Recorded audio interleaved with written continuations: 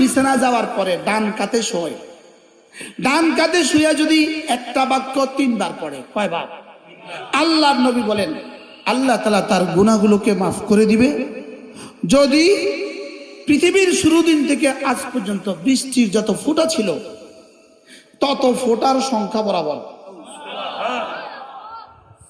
পৃথিবীতে যত গাছ আছে তত গাছের পাতা বরাবর।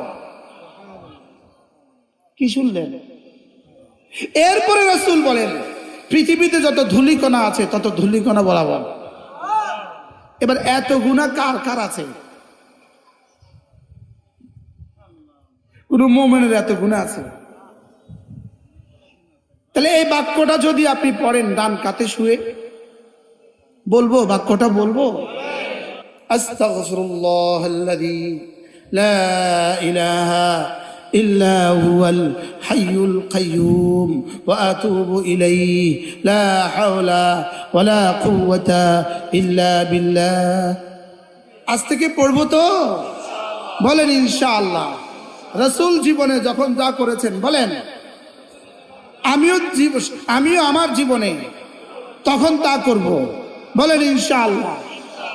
আল্লাহ তাআলা এই মাদ্রাসাকে কবুল করেন।